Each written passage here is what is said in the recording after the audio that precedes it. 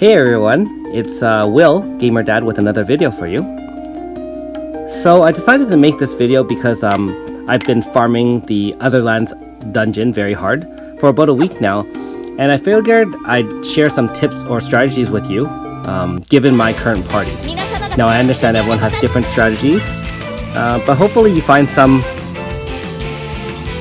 advice that you can use. So the first thing is that with farming for shinies, it's about 1% chance per encounter, so it's pretty hard to come across. Make sure you have your AF bar half full so that you can activate that. The chance of a shiny running is quite high, so you want to maximize your chance of catching one and killing one if it shows up. One other strategy I would like to recommend is to make sure you top up your MP and HP with character rotation as often as you can, so that you don't have to worry about boss battles as often. Now, I'm able to kill all 4 bosses in one run on the level 3 map, whereas last week I had trouble doing more than 1 or 2 at a time. So in this run, you can see my party is using these 5 stars: Suzette, Annabelle, Leclerc, and Mariel, as well as Azami and Garyu. So I'll just share a couple of tips on taking on the bosses. And in general, make sure you keep the power and intelligence low on the bosses as often as you can. So with the Abbetos brothers, they are both wind weak. So remember to use, in my case, Azami and Suzette. If you have Iska, that's fine, you can use that as well. And just make sure you use multiple attacks and power up the AF, given that they're weak to wind. Keep their power and intelligence low, and try to kill both at around the same time so that they don't go in a rage mode where they'll land multiple killer attacks on your party. Now with the Elite Goblin Mark III, the Abbetos that he summons is wind weak, so I usually use Azami to target one of the Abbetos to power my AF bar faster. I use Suzette's Dragon Assault, and as well I use Leclerc's Aiming Flood for the first round to make sure that it decreased power on the party, and then the Dragon Hand 3 times XL attack to power up the AF, and then usually a single AF will kill the Goblin, which will end the Abbetos as well. Now, the Golden Plum Goblin, I try to match attack to their weakness, especially depending on your team. So in my case, I have a strong water component and a wind component, and so I actually have to reset the battle if the start of the battle has a weakness that I cannot defeat. And I would highly recommend bringing an Aurora Force for Mariel. In my case, I use Annabelle's type resistance. It's a 30% reduction for a few turns plus a small regen. And being that it doesn't do physical attacks, make sure you keep the intelligence low. Otherwise, their AoEs from magic will wipe your team. Finally, you can see me tackling the sleepy Abbetos right now. Before starting this video, I already killed the Abbetos brothers. Now this is the second boss I'm taking on. I haven't used the food yet. Oh well. I see Garyu died, which is fine. The sleepy Abbetos has a set pattern of attacks, and for the first 20 turns, it is not vulnerable to physical attacks. It is only vulnerable to magic attacks. So the strategy is to last the 20 turns, mitigate the damage, keep the power and intelligence low. Try to rotate your characters out to the back if needed to avoid the AoEs, especially the intelligence and power reduction that they give you. And get ready to activate your AF at turn 20 when the Abbetos falls asleep. If you don't do it right at turn 20, they can either put your party to sleep or do a whole bunch of AoE magics that you may not be able to survive.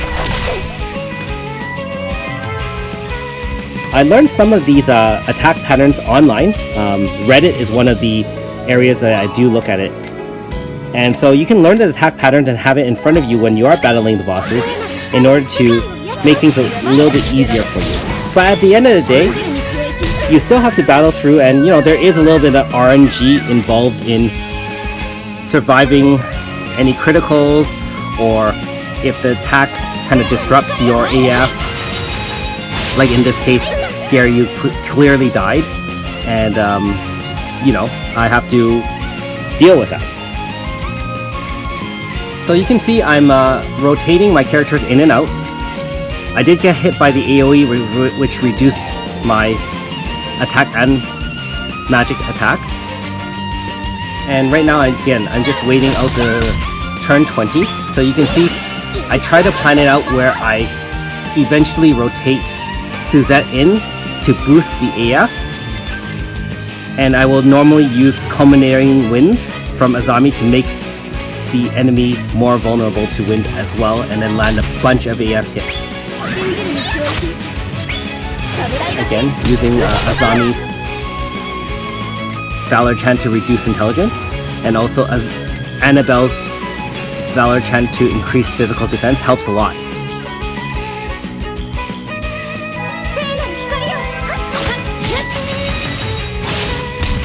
Okay, so Abbetos is about to fall asleep.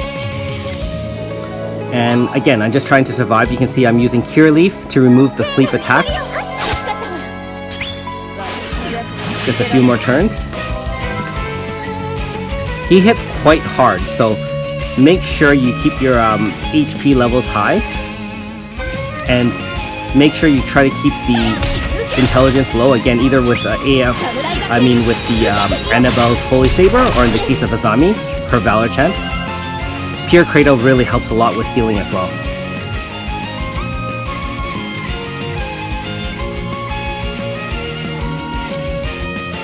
The advantage of the way I'm playing, as opposed to some others possibly, is that I try to keep the boss battles relatively short, and obviously in this Otherlands, they make it short because if you don't defeat him by turn 20 or 21, basically they wipe you out. So, you are forced on a timer in some way, shape, or form. Again, you can see I put a couple of people in reserve to regather some of the MP.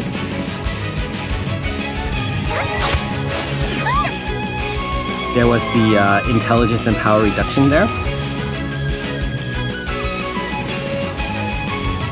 I believe this is the third rotation of his attack, so he should fall asleep in a couple more turns.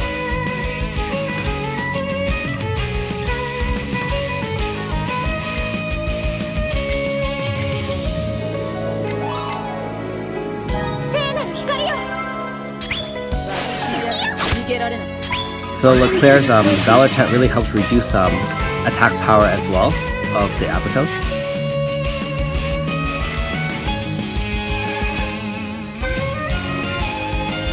Just trying to survive here. Because now that I have my AF, I don't really need to concentrate on doing a bunch of damage. I'm just kind of keeping the power and intelligence low on the boss. You can see I cast Elemental Wall, that is the type resistance.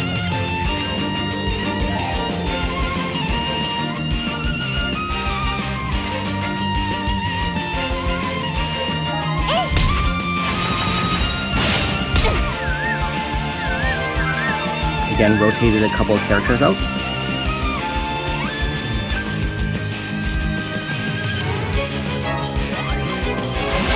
I know Mario at this point is running low on MP, but there you go, he's asleep now. So time to bring in all your physical attacks and rotate everyone to the front. It's very important to try to stack the right order at which your characters come back. Mario's the fastest, so I usually put the slowest one with Mario so that she comes in first, Leclerc. Azami doesn't really matter, but I want Suzette to come in last so they can power up everything. And here we go, AF time.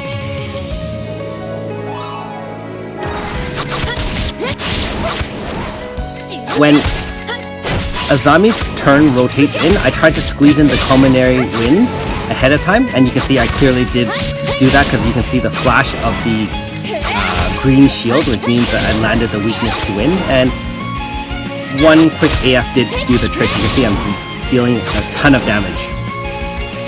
So provided that your party wasn't put to sleep at that conversion turn, then you will win the battle for sure.